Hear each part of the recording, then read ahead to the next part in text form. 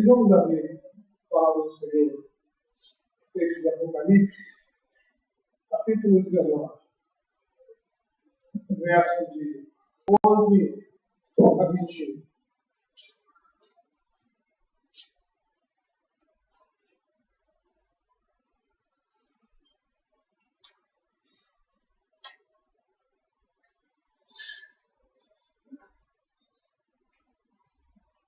E assim a palavra do Senhor.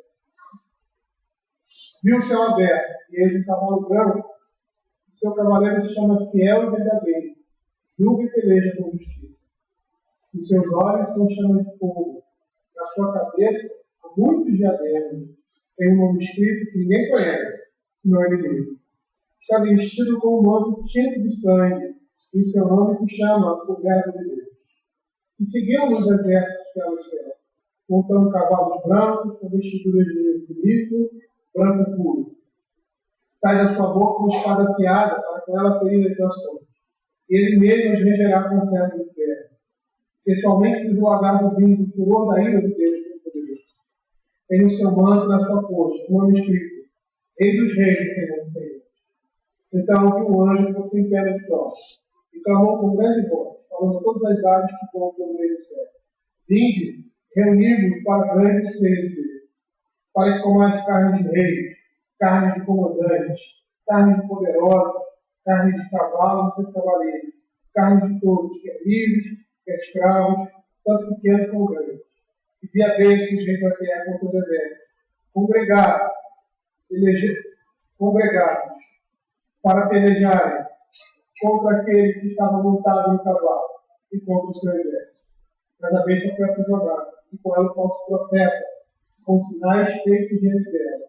Seduziu aqueles que receberam a marca da besta e eram os adoradores da sua imagem. Dois foram lançados vivos dentro do lago de fogo que arde com chumbo. Os restantes foram mortos com a espada que saía da boca daquele que estava montado no cavalo.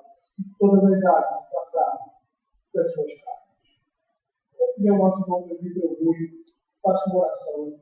Diga ao Senhor que Ele fale ao nosso coração através da sua palavra e que esteja iluminando a todos nós, ao pregador, e aqueles que ouvem a palavra do Senhor, para que palavra com palavra, sedimentada no nosso coração, e que possamos entender a palavra como realmente ela deve ser entendida e crida. Vamos orar com esse nosso irmão.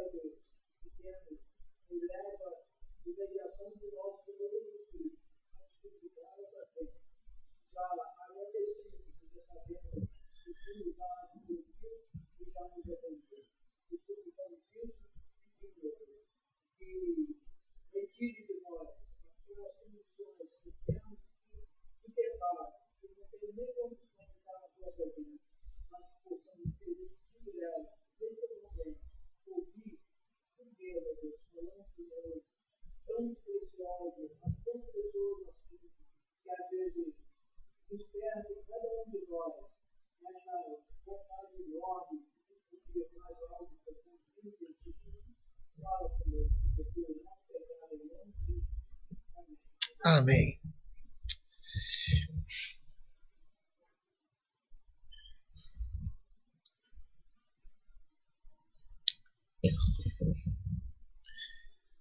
Lá em casa eu sou conhecido como aquele que gosta de saber do final do filme antes.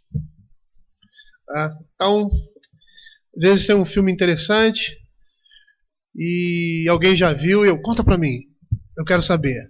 Aí minha esposa e o resto da família, poxa, não conta não que eu não quero saber, eu quero ver o filme e tal. E pra mim é muito mais interessante ver um filme em que eu já sei do início ao fim o que vai acontecer. Isso pode não ser agradável para muita gente, como alguns que detestam isso.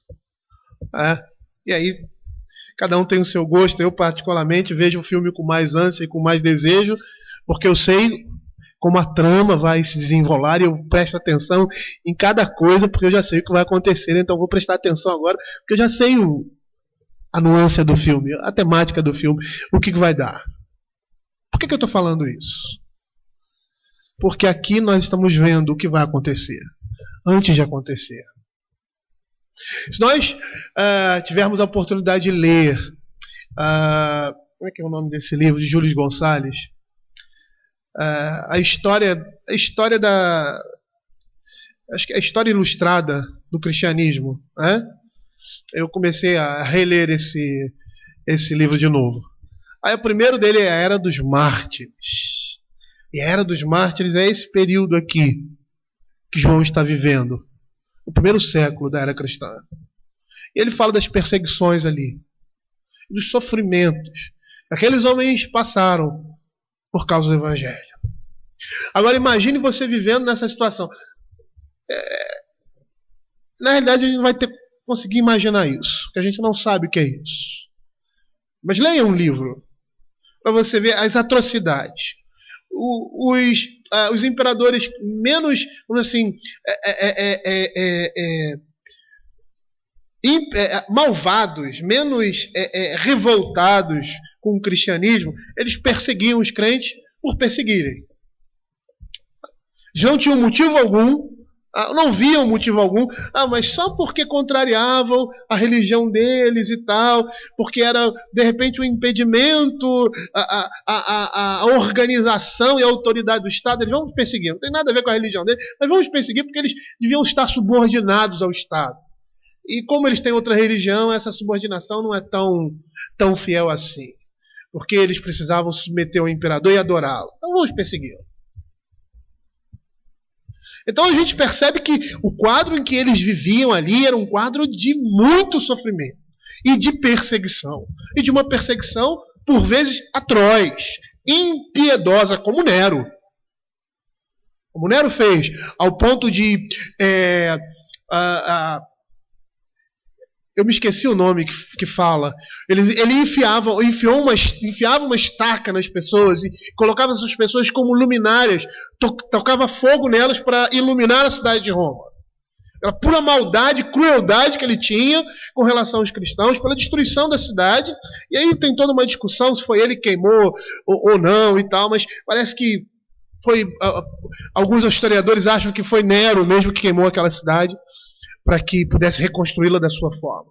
E atribuiu isso aos cristãos, porque isso começou a prejudicá-lo. Então ele precisava lançar a culpa em alguém e lançou nos crentes. E os crentes foram ferozmente perseguidos e mortos naquele período.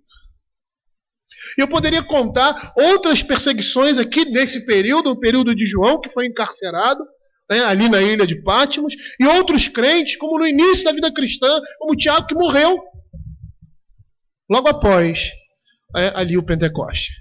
A igreja se expandindo e ele é morto por causa da perseguição ao Evangelho. Aqueles crentes, ao ouvirem essa mensagem, consolavam os seus corações e se preparavam para passar por essas coisas, porque sabiam que o juízo de Deus viria. Que o Senhor ia julgar todas as coisas. Com certeza, aplacavam o seu coração saber que o Senhor, num determinado momento, ia trazer debaixo da sua mão poderosa todos aqueles que se levantaram contra a igreja, perseguiram o Evangelho e mataram os crentes sem motivo. Aqueles irmãos ouviram essa mensagem e com certeza, como nós vimos hoje de manhã, se alegraram. E é isso que nós vemos aqui. capítulo 19, logo após a destruição de Babilônia, nós vemos um tríplice regozijo. E aí nós vimos na semana passada os anjos se regozijando, os seres espirituais, os 24 anciãos se regozijando, os pequenos e grandes, os homens, os servos de Deus se regozijando, porque Babilônia foi destruída, porque esse mundo foi justiçado, porque a salvação de Deus estava iminente, estava próxima. E logo após isso, há um rompimento também de louvor e adoração a Deus, porque a partir de agora, tirado de lado todo o impedimento, inicia-se, ou dá-se início, ou se vislumbra as bodas do Cordeiro. Aqueles crentes provavelmente se alegraram e exultaram por causa dessa mensagem antes de tempo. Como nós vimos hoje de manhã, ali em Lucas, no que o nosso irmão Diácono Daniel pregou, aqueles que riem agora vão chorar e lamentar. Aqueles que choram pelos seus pecados vão sorrir e vão se alegrar. E é isso que nós estamos vendo aqui. E foi isso que Jesus disse quando da sua partida: olha, vocês vão se entristecer, mas a tristeza de você vai se tornar uma alegria tal. Porque eu volto, porque eu vou voltar. Porque o Espírito Santo vai descer. E porque tudo aquilo que foi profetizado e foi falado irá se concretizar. Eu sei que falar isso é muito confortável para mim agora. Mas com certeza, aqueles irmãos que estavam passando por isso, ao ouvirem essa mensagem, consolaram os seus corações no Senhor. O que nós estamos vendo agora no verso 11 em diante, João está apresentando o nosso Senhor Jesus. Ele está entrando em cena aqui a partir do verso 11, não como noivo, não como cordeiro. E a gente vê essas imagens de Cristo glorificado no início. Isso tem um propósito. Ali mostrando a vitória de Cristo na sua ressurreição. Aí ele é apresentado como cordeiro, tendo sido morto, abrindo o livro, ou seja, o seu sacrifício, a sua morte, e essa descrição é a chave de entrada para o juízo de Deus, porque através disso todas as outras coisas virão.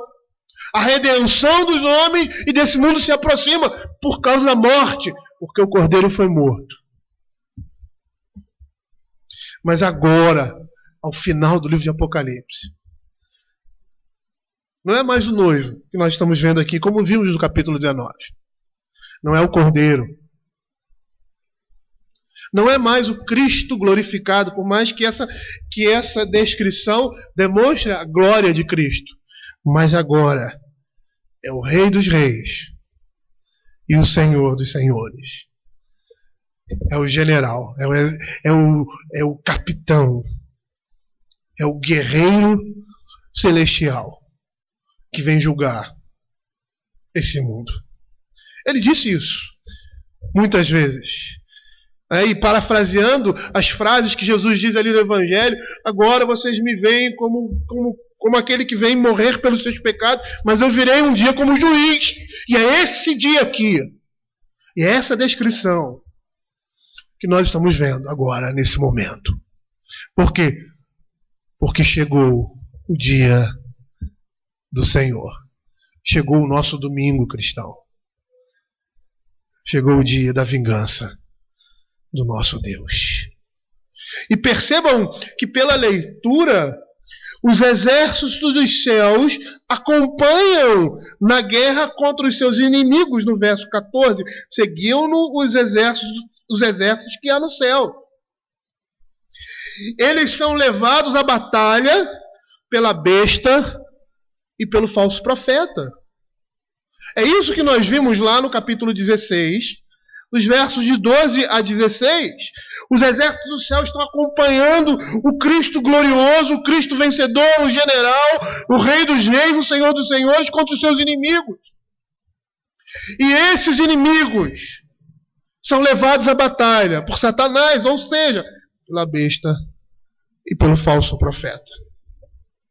Olha o que diz o verso 12 a 16 do capítulo 16.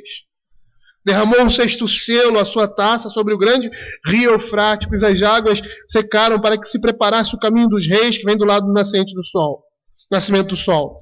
Então vi sair da boca do dragão, da boca da besta e da boca do falso profeta 3 espíritos imundos semelhantes a rãs, porque eles são espíritos de demônios, operadores de sinais, se dirigem aos reis do mundo inteiro com o fim de ajuntá-los para a peleja do grande dia do Todo-Poderoso. Verso 16, então ajuntaram no lugar que em hebraico se chama Armagedon.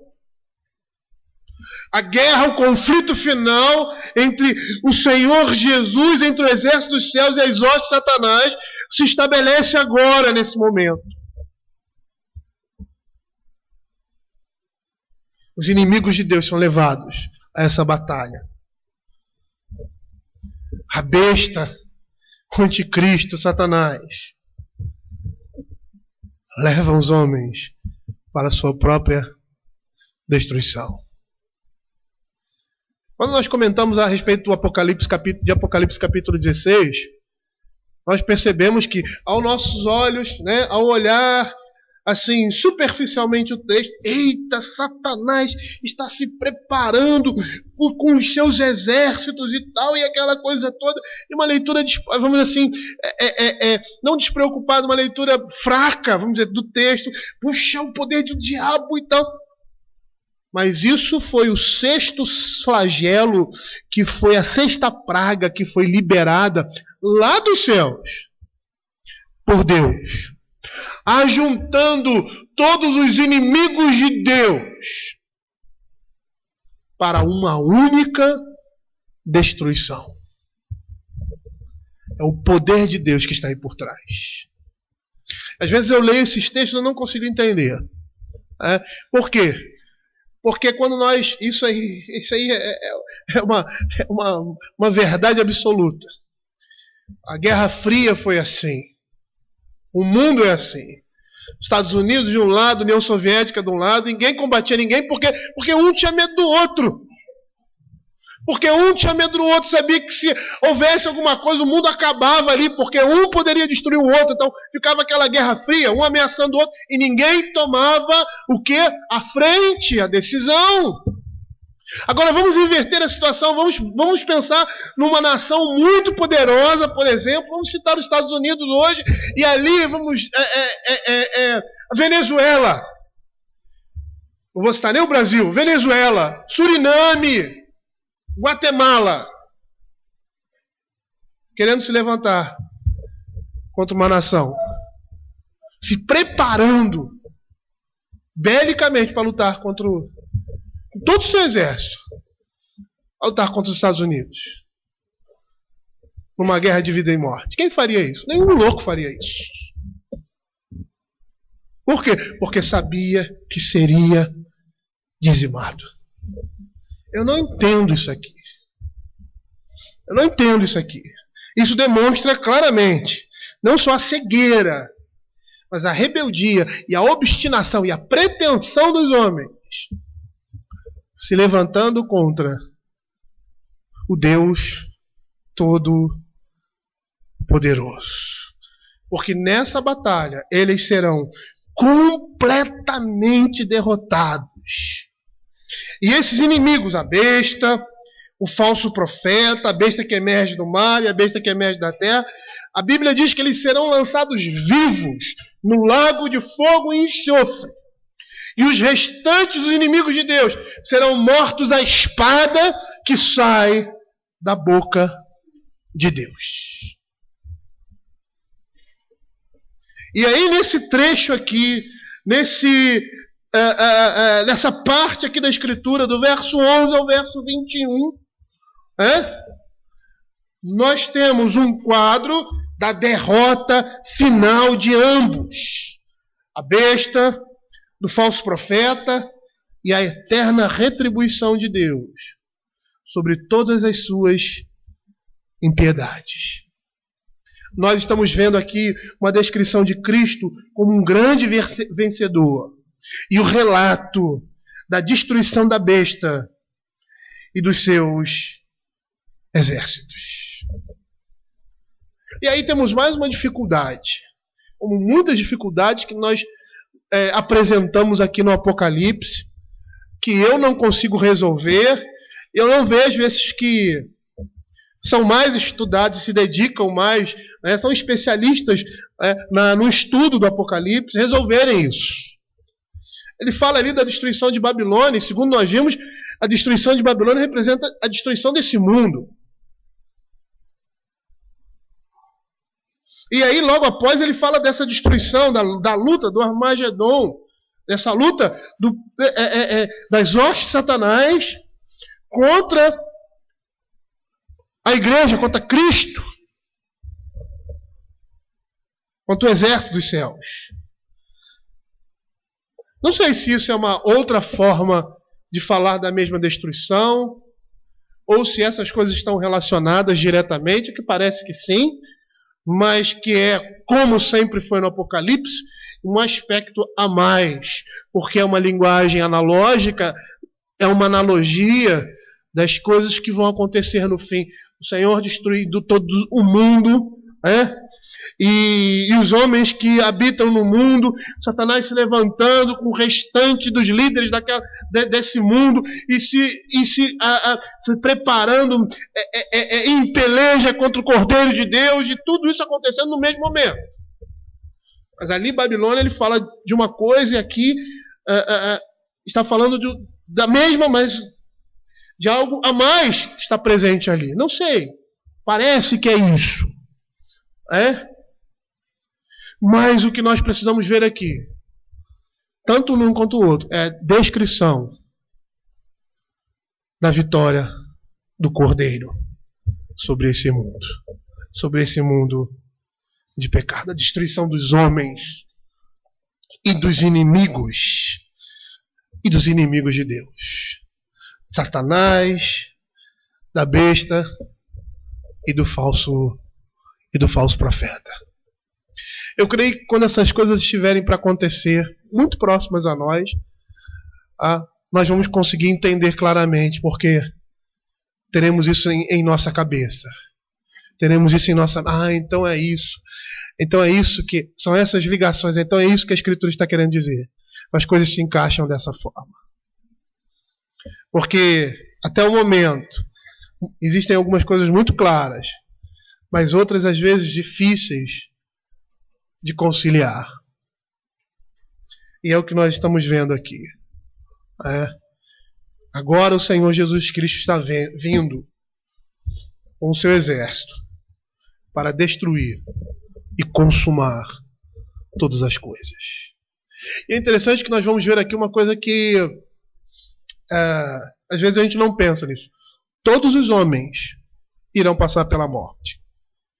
Todos. A gente sabe que alguns crentes não. Quando Paulo diz isso, nós vamos citar isso. Mas todos os homens vão ter que morrer fisicamente. E parece que a explicação para isso está aqui.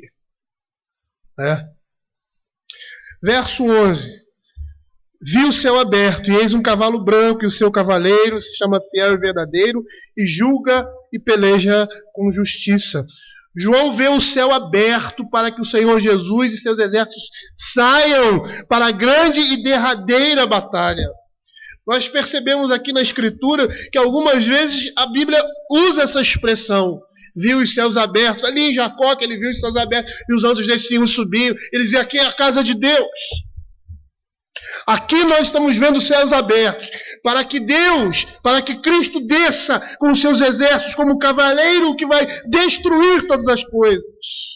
Como aquele que está pronto para a batalha. E que batalha é essa? A batalha do último dia, a batalha do Armagedon, mencionada em Apocalipse capítulo 16, verso 16. Então os ajuntaram no lugar em que hebraico se chama Armagedon. Nós temos aqui, nesse texto, a descrição de Jesus nos seguintes termos. E essa descrição, ela é extremamente apropriada para esse momento. Por quê? Porque agora se manifesta na imagem de Cristo, não o Cordeiro como tendo sido morto, não o Cristo glorificado, ali de Apocalipse capítulo 1,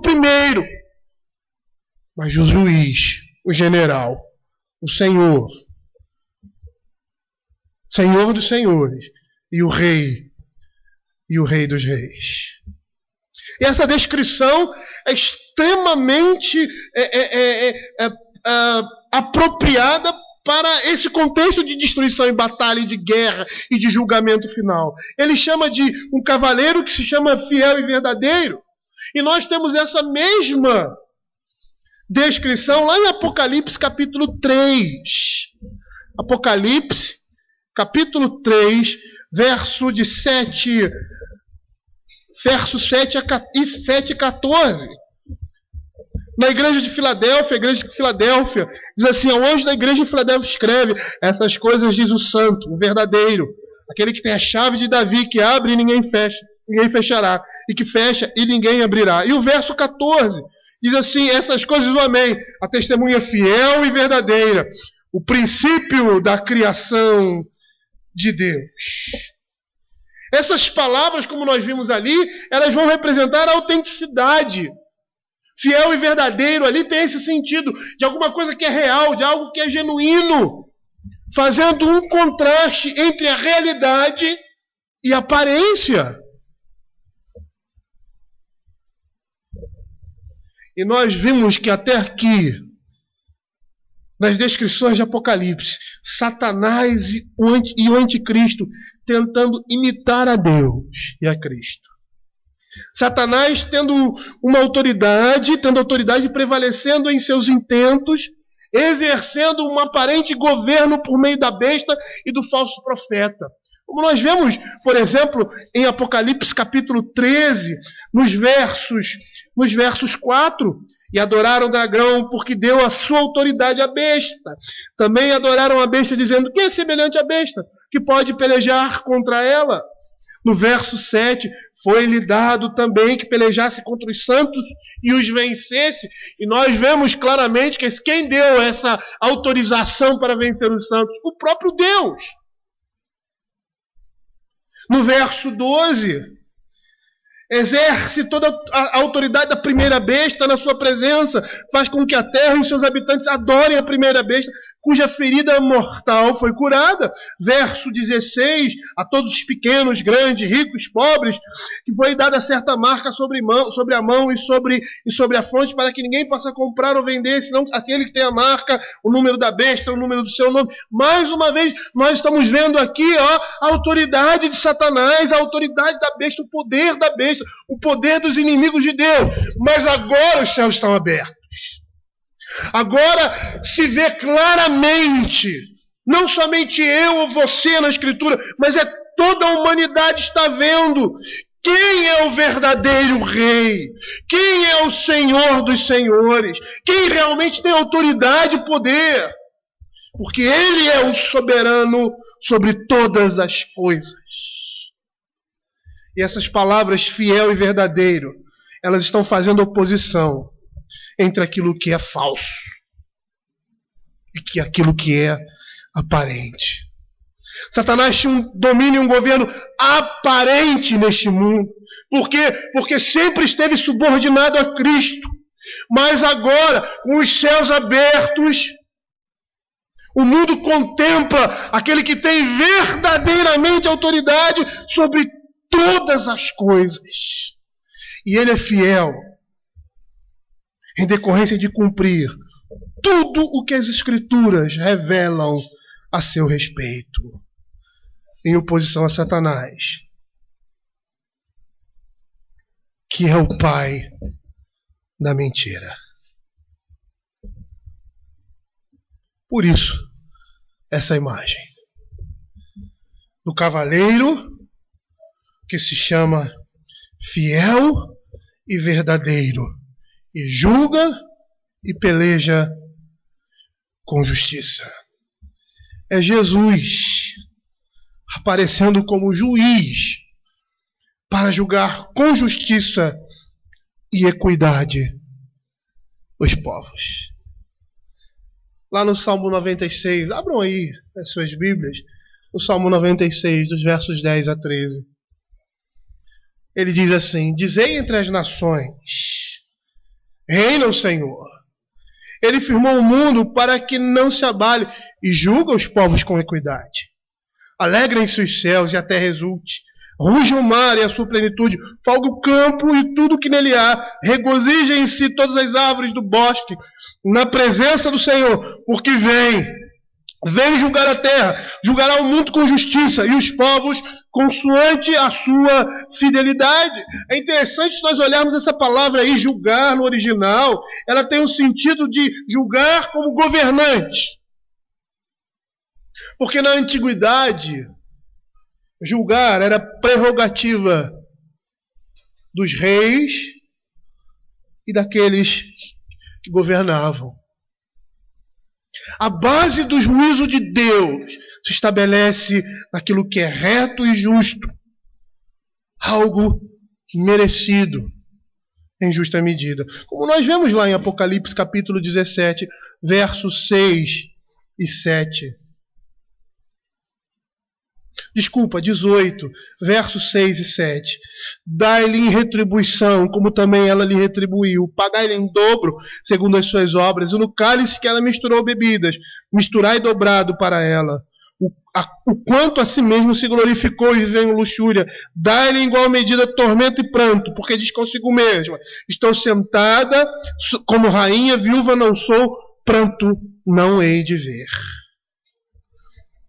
O Senhor estabelece aquilo que é justo e reto e retribui segundo a sua justa medida. Nós pregamos isso na semana retrasada, quando falamos sobre o capítulo 18. Que essa expressão, dar-lhe em dobro, não é que ele está dando em dobro. É uma expressão idiomática. Que quer dizer, ela fez... as suas abominações foram até determinado ponto, tem um tamanho tal, e a retribuição é o dobro, ou seja, é a segunda parte. Essa é a justa medida. Por isso que ele fala mais embaixo: dá-lhe em igual tormento, dá-lhe em igual medida tormento e pranto, igual medida do seu pecado. O Senhor julga o mundo com justiça. É isso que a Escritura diz todo o tempo. A Escritura nos prepara e nos faz ver que os juízos, não somente temporários de Deus, mas também o juízo final, é fruto da sua retidão, justiça e equidade. Existem vários salmos que falam sobre isso. Por exemplo, o Salmo capítulo 9, verso 8, ele diz assim: ele mesmo julga o mundo com justiça, administra os povos com retidão. Salmo 98, verso 9. Olha o que diz: na presença do Senhor, porque ele vem julgar a terra, julgará o mundo com justiça. Abram Isaías, capítulo 11, verso 3 e 4.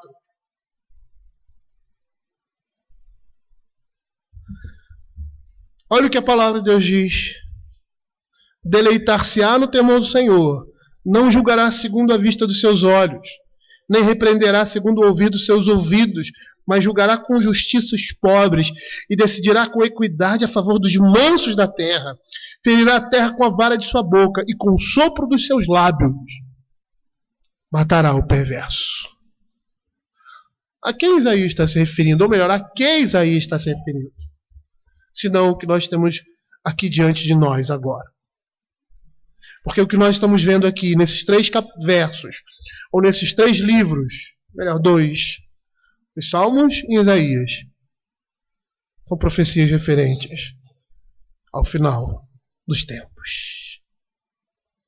Nós estamos percebendo aqui que, ao deflagrar guerra contra os seus inimigos, que vai resultar em derrota completa dele, ele está administrando a sua justiça.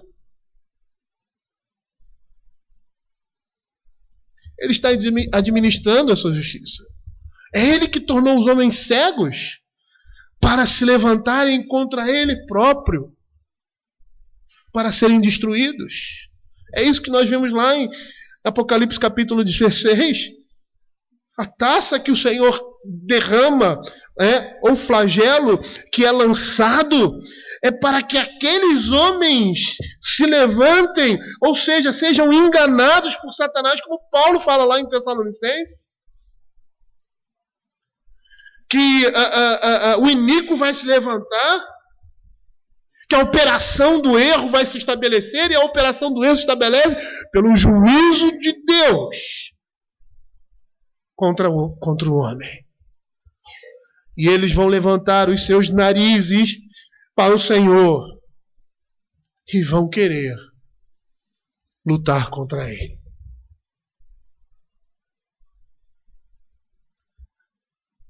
Dessa forma, o Senhor está administrando juízo e justiça. E é interessante porque a disposição das palavras aqui nesse verso, seu cavaleiro se chama fiel e verdadeiro e julga e peleja ou luta com justiça, dá a entender que uma coisa é decorrente da outra. A peleja, a guerra que ele trava com justiça é decorrente do seu julgamento, do seu juízo. A guerra é consequência, é resultado do juízo de Deus sobre os homens. Mas ele continua aqui traçando essa imagem que nós vamos desmembrar, vamos elucidar para nós entendermos esse momento tão especial aqui, que é um momento de destruição, de completa a operação de Deus, destruindo e acabando com todas as coisas. Aqui diz que é um cavaleiro, e esse cavaleiro está montado num cavalo branco. É a mesma imagem que nós vemos lá em Apocalipse capítulo 6, verso 2.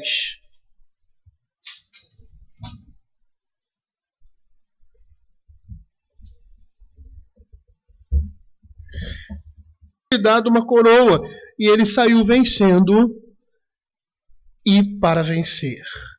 Essa imagem do cavaleiro, como nós vimos, do cavaleiro e um cavalo branco, nos comunica o quê? A vitória. Lá em Apocalipse capítulo 6, verso 2, e essa mesma imagem que nós temos aqui, o cavalo branco e o seu cavaleiro, significa cavalgar em um cavalo branco, está relacionado à guerra, ou seja, o cavaleiro que sai com o propósito de ser vitorioso, deflagrando uma luta contra os seus adversários. A imagem de Cristo, de um cavaleiro sentado em um cavalo branco, demonstra vitória. Os céus abertos. E aquela imagem do cavaleiro sentado num cavalo branco, que o seu nome é fiel e verdadeiro, diz que ele é vencedor, diz que é ele quem governa e domina todas as coisas. Ele é soberano sobre todas as coisas. Ele tem toda a autoridade e todo o poder.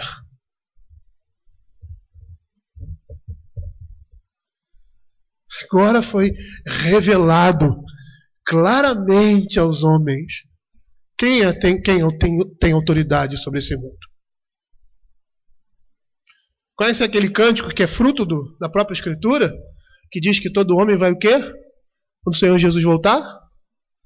Vai se ajoelhar. E vai reconhecer que Ele é Rei. Que Ele é Senhor. Todo joelho vai se dobrar. E toda língua vai confessar. Não por disposição no seu coração, mas porque não vai ter outra oportunidade, ou melhor, outra chance. Não vai ter como vislumbrar outra coisa. Desculpem. A não ser a glória e o senhorio de Deus. Hoje nós nos dobramos diante do Senhor e reconhecemos o Senhor Jesus porque Ele nos salvou. Com uma atitude de resposta ao amor e à graça de Deus. Mas aqueles homens vão reconhecer por causa do juízo de Deus e terão que dobrar os seus joelhos. Mas dessa imagem nós vemos também que a visão do Cristo aí no seu cavalo, num cavalo branco que se chama fiel e verdadeiro, e luta e peleja com justiça, nós vemos que também os seus olhos são como chama de fogo. E essa é uma linguagem já usada aqui, Apocalipse, ali no início do Apocalipse, quando João fala às igrejas. E nós vimos que o olho está relacionado à visão, ou seja, ao conhecimento, à onisciência de Cristo. E as chamas de fogo representam o juízo. A santa ira de Deus em relação aos seus inimigos e seu furor contra o pecado, ou seja, nada foge aos olhos penetrantes de Senhor Jesus. É uma onisciência que prescruta tudo, que julga. E tanto um quanto o outro. Esses dois elementos, fogo e olhos, estão relacionados ao juízo de Deus. Mas esse cavalheiro, que se chama fiel e que julga, e que tem os seus olhos como chama de fogo, também vem com diademas. Ele diz assim, há muitos diademas na sua cabeça, e tem o seu nome escrito que ninguém conhece, nem ele, senão ele mesmo. E esses diademas, nós poderíamos dizer que são coroas, ou seja, era um ornamento real que usava-se na cabeça, representando aqui a supremacia de Cristo em extensão infinita. Ou seja, o quadro que nós temos é o quadro da plena soberania de Deus em Cristo Jesus no universo. O céu está aberto. E agora os homens reconhecem claramente a autoridade, o poder e a majestade do nosso Cristo. E ele diz que há um nome que ninguém conhece. E isso aí é um pouco, vamos dizer assim, um pouco complicado de nós explicarmos, porque, por exemplo, segundo um comentarista do Apocalipse, George Led, ele diz que Cristo tem um nome secreto para nós, significando que nenhuma mente humana pode compreender a profundidade do seu ser. Já Kistemacher, ele tem uma visão um pouco diferenciada. É um outro comentarista do Apocalipse. Ele diz que, apesar de conhecermos vários nomes que a Escritura atribui a Cristo, ele tem um nome que está oculto a nós e que no entendimento dele só será revelado ao seu povo quando a sua obra redentora alcançar a plenitude. Eu não sei explicar o que isso aqui quer dizer, mas provavelmente os dois podem estar certos. E aí no verso 3 ele diz assim: está vestido com um manto tinto de sangue, o seu nome se chama o Verbo de Deus. É interessante porque nós falamos isso inicialmente. A imagem de Cristo no início é de Jesus glorificado, exaltado em glória. Nós pegarmos lá o capítulo 1 de Apocalipse, nós vamos ver a palavra de Deus falando a respeito da imagem de Cristo ali, da revelação, melhor dizendo, de Cristo que João vê. Vestes resplandecentes, pés semelhantes ao bronze polido, uma imagem assim de completa luz, de completa glória. Aqui nós estamos vendo que as vestes de Cristo estão sujas ou manchadas de sangue. A imagem de Cristo ali no início é do Cristo glorificado, exaltado em glória, ressurreto. No decorrer do livro, como nós falamos, ele é descrito como cordeiro que foi morto. Por isso ele pode abrir os selos, iniciar a era do juízo de Deus. Mas agora, ele é visto como aquele que vem para julgar, pois seus atos de justiça se fizeram manifestos. Agora chegou a hora de ele vir como juiz e vingador. E qual a imagem que nós temos? Um cavaleiro ou um cavalo branco, olhos de fogo, várias coroas, vários diademas, um nome que ninguém conhece e uma roupa manchada de sangue. Ou seja, essa expressão significa que as vestes de Cristo estão salpicadas de sangue, tingidas de sangue. E João toma emprestado essa imagem lá do profeta Isaías, que menciona roupas salpicadas de sangue, manchadas, como quem pisa as uvas no lagar. Lá em Isaías capítulo 63, verso 2 e 3, nós vamos ver a mesma linguagem. Porque a linguagem que Isaías está dizendo ali, ele está apontando para Apocalipse capítulo 19. E diz assim: porque está vermelho o traje e as suas vestes, como a daquelas que pisa uvas no lagar. O lagar eu pisei sozinho, e dos povos nenhum homem se acha comigo. Pisei as uvas da minha ira, no meu furor as esmaguei, e o seu sangue me salpicou as vestes e me manchou o traje todo. Perceba que a mesma linguagem que nós temos lá em Apocalipse capítulo 14, verso 17 a 20. Principalmente no finalzinho, versos 19 e 20, diz assim: então o anjo passou a sua foice na terra e vindimou a videira da terra e lançou no grande lagar da cólera de Deus, e o lagar foi pisado fora da cidade, e correu o sangue do lagar até os freios dos cavalos, numa extensão de 1.600 estádios. Pisar uvas no lagar é uma descrição veterotestamentária de Deus em seu furor contra o pecado. A menção que nós temos aqui de Isaías, dos versos 1 até o verso 4, faz referência ao que está sendo descrito aqui em Apocalipse 19. O quadro de um manto salpicado com sangue dos seus inimigos.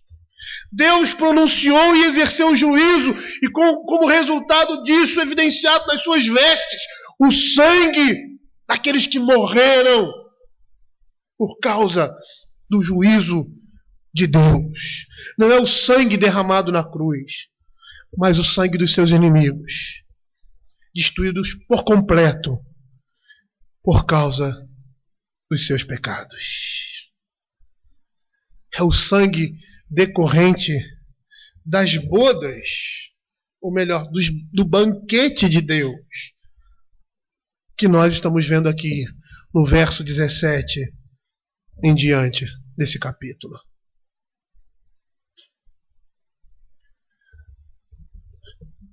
Mas a imagem de Cristo aqui, como general, como vencedor, como glorioso, como aquele que julga e, consequentemente, por causa do seu juízo, ele deflagra a guerra e destrói completamente os seus inimigos, ao ponto do sangue estar manchando, tingindo as suas roupas.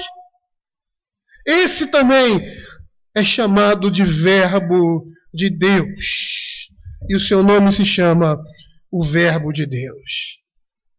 E essa designação nos recorda o Evangelho de João, lá no capítulo 1, verso 1 e verso 14. E o Verbo se fez carne e habitou entre nós, cheio de graça e de verdade, e vimos a sua glória, glória como do unigênito do Pai. Verso 1, no princípio era o Verbo, e o Verbo estava com Deus, e o Verbo era Deus. Por vezes nós temos na Bíblia a designação do testemunho de Jesus, que pode ser interpretado também como a palavra que provém de Deus à humanidade, ou a palavra que revela Deus. Aqui seria Jesus trazendo a revelação de Deus, cujas palavras são fiéis e verdadeiras. E Jesus mata os seus inimigos com essa palavra. É a mesma palavra que no início criou todas as coisas. Que Deus disse, haja luz e houve luz. E a palavra de Deus diz, a própria palavra de Deus diz que aquela palavra ali que saía da boca de Deus era o próprio Cristo. E essa palavra, ela se revela na pessoa do Filho. E aqui nós temos João identificando Jesus com a palavra de Deus.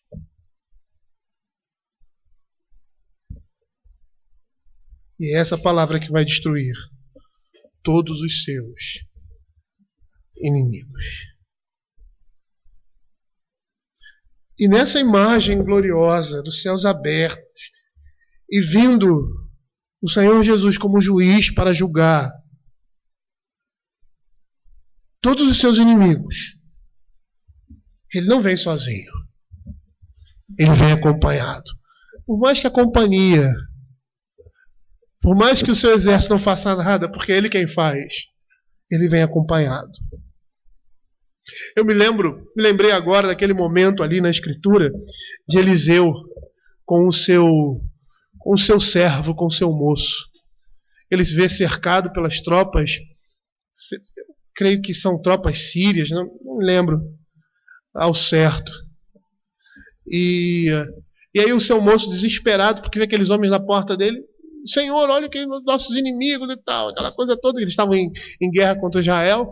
Aí ele olha ao teu redor e vê que o nosso exército é muito maior que o deles. E o Senhor deu visão àquele homem, e aquele homem viu ali as campinas e as montanhas cheias de um exército celestial. Quem é que pode se levantar contra isso? Quem é que tem poder para resistir a essas coisas?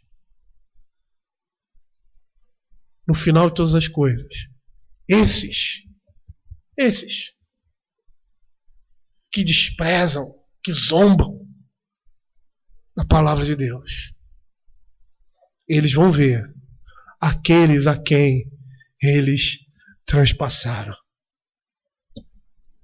Segundo o Kishmaker, esse exército é composto, isso é bíblico, de anjos e de santos. Olha o que diz Apocalipse capítulo 17, verso 14. Pelejarão eles contra o Cordeiro, e o Cordeiro vencerá, pois é o Senhor dos senhores e Rei dos reis. Vencerão todos os chamados, eleitos e fiéis que se acham com ele. Lá em Zacarias capítulo 14, verso 5, a palavra de Deus vai dizer assim: fugireis pelos vales dos montes, dos meus montes, porque o vale dos montes chegará até Azal. Sim, fugireis. Como fugiste do terremoto nos dias de Uzias, rei de Judá.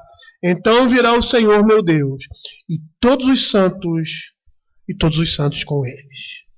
Ambos aqui, santos e anjos, estarão acompanhando Jesus no seu regresso, segundo as Escrituras. É o que nós vemos isso na palavra de Deus. Santos e anjos estarão presentes quando o Senhor vir julgar a terra. Quando o Senhor vier destruir todas as coisas. É o que nós vemos lá em Mateus capítulo 24, verso 31. Ele enviará os seus anjos com um grande clangor de trombeta, os quais reunirão os seus escolhidos dos quatro ventos, de uma a outra extremidade dos céus. Um outro texto também que nós podemos ver isso em 1 Tessalonicenses, capítulo 4, verso 14, que diz assim: pois se cremos que Jesus morreu e ressuscitou, assim também, mediante Jesus, trará em sua companhia os que dormem, porquanto o Senhor mesmo, dada a sua palavra de ordem, ouvida a voz do arcanjo e ressoada a trombeta de Deus, descerá dos céus, e os mortos em Cristo ressuscitarão primeiro. Mas não só aí, o apóstolo Paulo também, lá em 2 Tessalonicenses, capítulo 1, versos de 7 a 10, ele diz assim: e a vós outros, que sois atribulados, alívio juntamente conosco, quando do céu se manifestar o Senhor com os anjos do seu poder, em chama de fogo, tomando vingança contra os que não conhecem a Deus e contra os que não obedecem ao evangelho de nosso Senhor de nosso Senhor Jesus. Esse é o exército de Deus. Mas é interessante que esse exército não tem armas. Eles entram em cena vestidos de linho branco e puro. Verso 14: e seguiam nos exércitos que há no céu, montando cavalos brancos com vestiduras de linho finíssimo, branco e puro. E mais uma vez o cavalo branco é símbolo de vitória. Entretanto, queridos, é o comandante desse exército que enfrenta o inimigo com a espada que sai da sua boca. Ou seja, com a palavra de Deus. A mesma palavra que gerou todas as coisas. E todas as coisas vieram a existir do nada. Vai ser a mesma palavra que vai destruir todas as coisas. Saía da sua boca uma espada afiada. Essa imagem, como nós bem sabemos, é familiar aqui em Apocalipse. E vemos isso também ali na descrição de Cristo, no seu capítulo 1 de Apocalipse, no verso 16.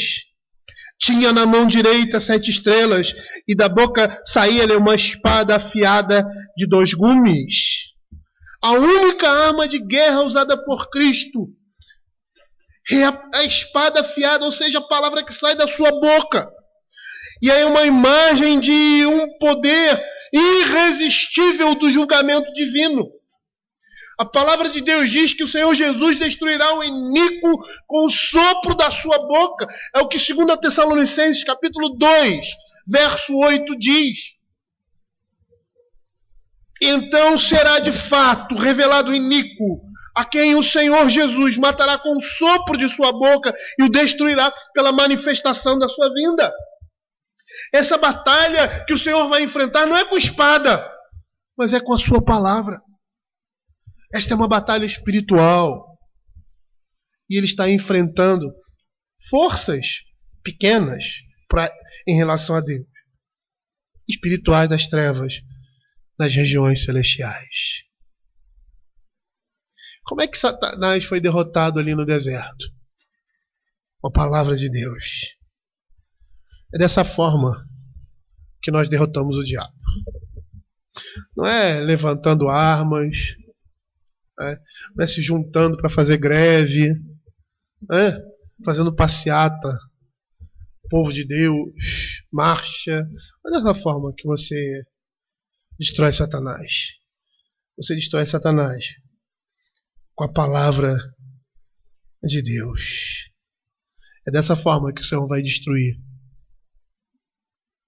Satanás e seus colaboradores. E essa palavra que sai da boca de Deus executa o juízo para destruir, para matar todos os ímpios. Verso 21 desse mesmo capítulo. Os restantes foram mortos com a espada que saía da boca que estava montado no cavalo. E todas as aves se fartaram de suas carnes. A linguagem de Apocalipse é uma linguagem muito de analogias. E aí é difícil a gente saber o que é literal ou o que não, em alguns aspectos. Mas, para mim, eu não tenho dificuldade nenhuma. Porque se Deus criou todas as coisas pela palavra do seu poder, por uma só palavra, Ele pode matar e destruir todos os homens da face da terra. A Escritura diz ali, em Atos, quando Paulo ali em Atenas, ele diz, e um dos poetas gregos reconhecia isso, que em Cristo, ou melhor, em Deus, em Cristo, mas em Deus, nos movemos e existimos. O sopro de vida do homem foi dado por Deus, e a qualquer momento, se Ele quiser, Ele cessa com isso.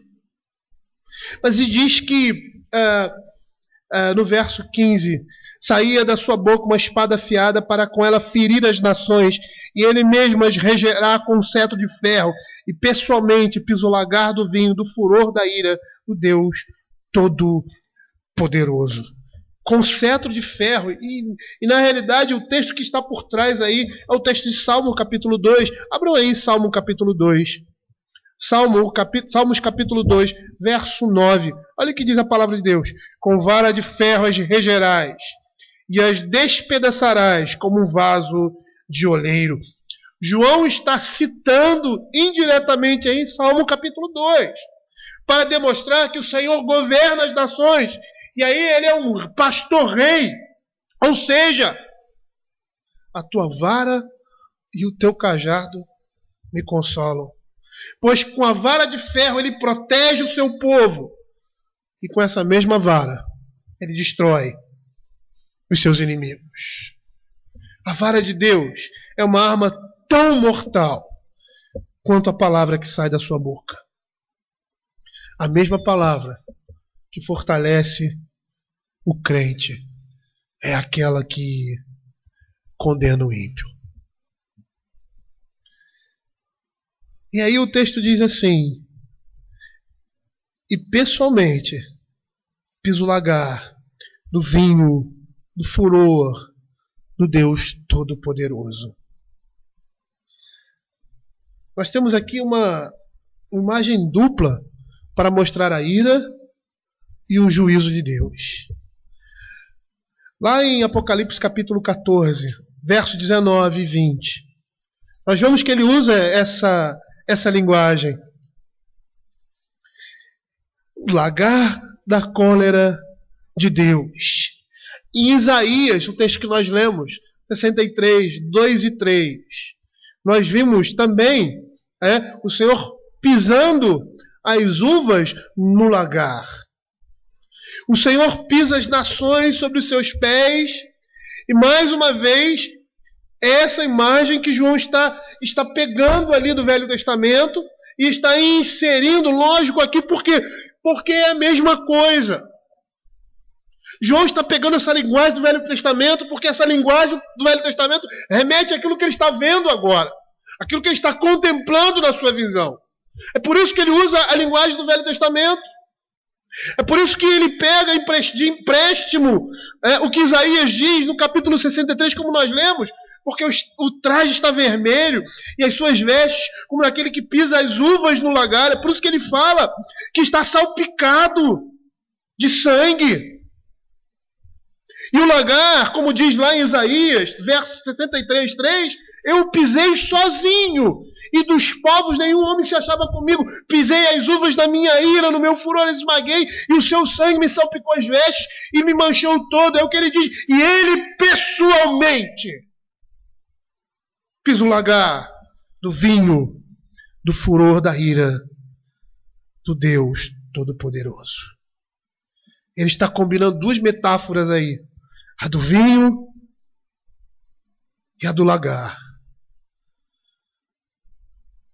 Porque os seus inimigos derramaram o sangue dos santos. E agora vão beber o vinho do furor de Deus. Mas percebam a seriedade e a profundidade disso. A Escritura diz, como Isaías diz, eu pisei sozinho. E aqui, em Apocalipse, eu pessoalmente piso o lagar do vinho, do furor da ira do Deus Todo-Poderoso. Sabe o que isso me faz lembrar? Isso me faz lembrar Hebreus capítulo 10, verso 31. Abra Hebreus capítulo 10, verso 31.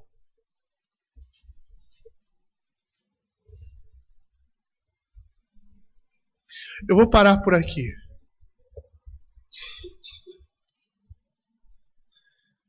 Olha o que diz Hebreus capítulo 10, verso 31.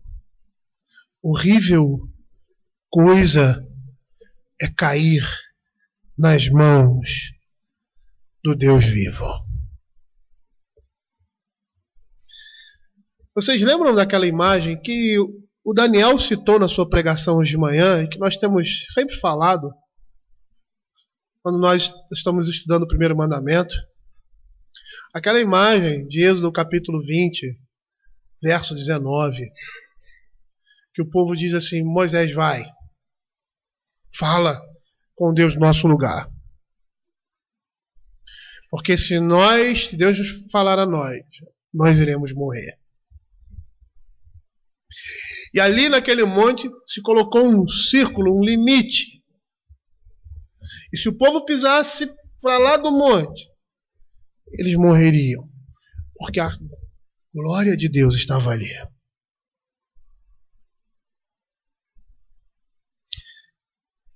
Aqui,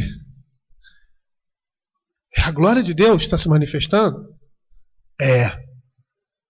Mas na sua ira.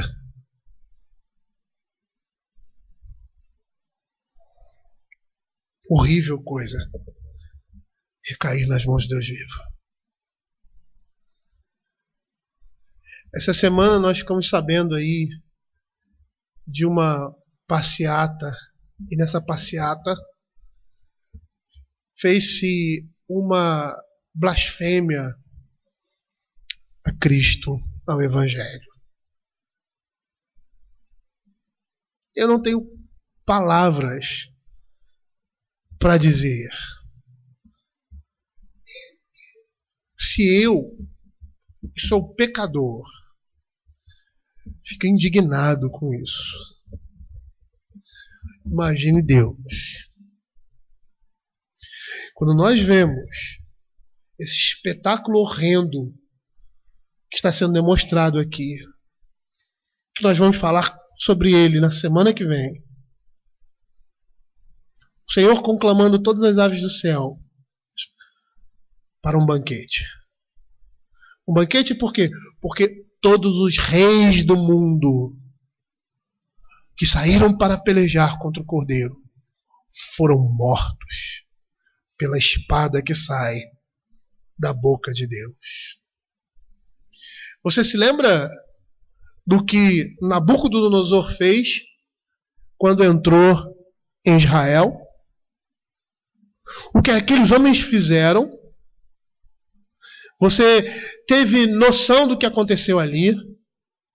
Você teve noção do que aconteceu ali no ano 70, quando Roma invadiu Israel? Mulheres foram rasgadas dos seus ventres, mulheres grávidas. Houve tanta atrocidade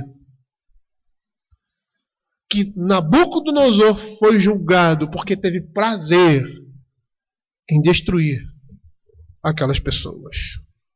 Por mais que ele estava exercendo ali o juízo de Deus, eles pecaram porque tiveram prazer.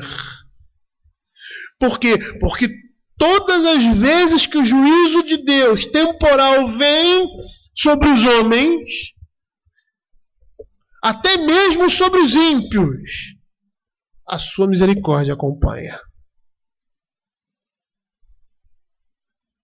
A destruição de Israel no ano 70, o que Nabucodonosor fez, o que Babilônia fez, o que os assírios fizeram, e principalmente Babilônia, que pegaram os homens mais nobres da sociedade e transformaram eles em eunucos. Sabe o que significa? Você sabe o que significa a linhagem real de Israel? Agora rebaixados a uma condição de eunucos, completa humilhação. E aí Abacuque diz: na tua ira lembra-se da tua misericórdia. E nessa ira o Senhor foi misericordioso com Israel. Israel, quando exerceu o juízo de Deus sobre as nações pagãs, era o próprio Deus quem estava exercendo o seu juízo, mas através de Israel. Quando ele diz ali para Abraão, 400 anos depois a sua descendência vai voltar para cá, porque ainda não chegou a medida do pecado dos amorreus. E quando os judeus voltaram, eles eram a vara de Deus, destruindo todos aqueles povos. Ele diz: olha, mata criança, em algumas situações mata criança, velho, não deixa ninguém, não deixa gado, queima tudo, destrói, por causa do pecado. Alguns não. Alguns ele dizia: deixem as mulheres e as crianças, matem somente os homens. Era Deus exercendo seu juízo através de Israel. Mas naquele dia, não será Deus exercendo o juízo por meio de alguém. A sua misericórdia não vai acompanhar a sua ira. Ele pessoalmente pisa o lagar no furor da ira de Deus. Ele vai dar o cálice sem mistura. Na antiguidade, nos tempos de Jesus, eles tomavam vinho, né? Aquele vinho que você vê Jesus tomando, ele era diluído com água. Todo vinho que era comercializado era diluído com água. Sabe por quê? Porque era muito forte. Porque se alguém tomasse o vinho puro, primeiro golinho ele já caía. Porque era muito forte. Então eles diluíam. Não é o que você vê hoje aqui, né? Eles diluíam com água para que ele se tornasse menos forte. A Bíblia diz que eles vão beber do vinho da ira de Deus sem mistura. Isso por causa dos seus pecados. Queridos, esse mundo está perdido. Esse mundo caminha para a destruição. E vai haver um dia que os céus vão se abrir e todos vão reconhecer. Todos vão reconhecer. Porque nós que somos crentes já reconhecemos esse senhorio na nossa vida. Que nós que somos crentes sabemos que Ele é o nosso Senhor.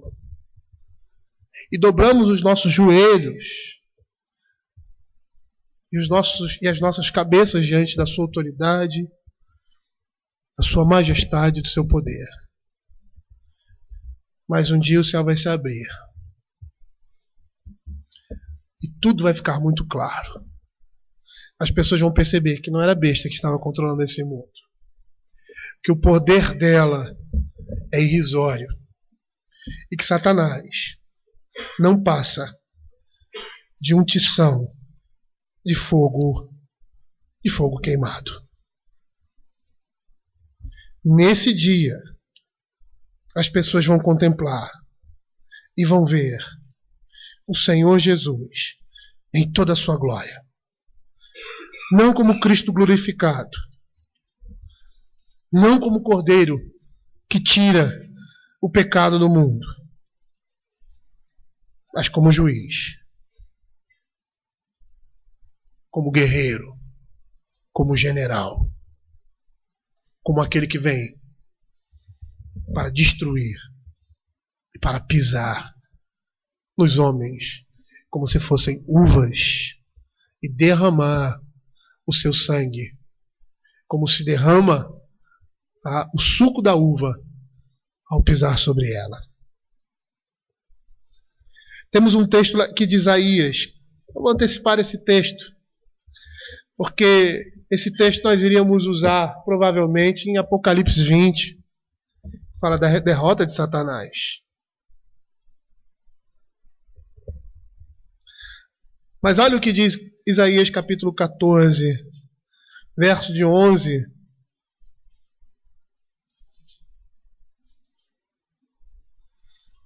em diante. E de quem ele está falando aqui? Na realidade é uma personificação. Mas esse relato aqui, essa descrição aqui, está personificando Satanás. Derribada está na cova a tua soberba, e também o som da harpa. Por baixo de ti uma cama de gusanos e vermes são a tua coberta. Como caíste do céu, a estrela da manhã, filho da alva, como foste lançado por terra, tu que debilitava as nações. Tu dizias no teu coração, eu subirei ao céu, acima das estrelas de Deus, exaltarei o meu trono, e no monte da congregação me assentarei nas extremidades do norte. Percebam como essa linguagem nos remete todo o tempo ao Apocalipse que nós temos visto até esse momento. Subirei acima das mais altas nuvens e serei semelhante ao Altíssimo. Contudo serás precipitado para o reino dos mortos, no mais profundo abismo. Os que te virem e te contemplarão, e aonde fitar dizer-te: é este o homem que fazia estremecer a terra e tremer os reinos? Que punha o mundo como um deserto e assolava as suas cidades? Que a seus cativos não deixava ir para casa? Todos os reis das nações, sim, todos eles, jazem com honra, cada um no seu túmulo, mas tu é lançado fora da tua sepultura, como um renovo bastardo, coberto de mortos traspassados da espada, cujo cadáver desce à cova e é pisado de pedras. É isso, queridos, que nós vamos contemplar com os nossos olhos. É isso que nós vamos ver. E sabe por quê? Porque a glória de Deus, porque Cristo exaltado, Ele é o Criador, não somente de Satanás, mas da besta, do falso profeta, porque Ele criou todas as coisas. Os anjos são criação dele. O homem é criação dele. O homem se desviou do seu caminho pela sua própria vontade, pelo seu próprio livre-arbítrio. Satanás e seus anjos também caíram por sua própria vontade. Mas eles são criaturas. Como criaturas, estão muito abaixo do seu Criador. E vão, no último dia, sofrer as consequências de toda a sua rebeldia e de toda a sua apatia, juntamente com os homens de Deus e do seu Cristo. Queridos, nós esperamos esse dia, nós ansiamos por esse dia, porque nós estaremos com o Senhor Jesus. Nós faremos parte desse exército e participaremos da justiça e do juízo de Deus no final de todas as coisas. A Ele toda a glória pelos séculos e séculos. Vamos orar.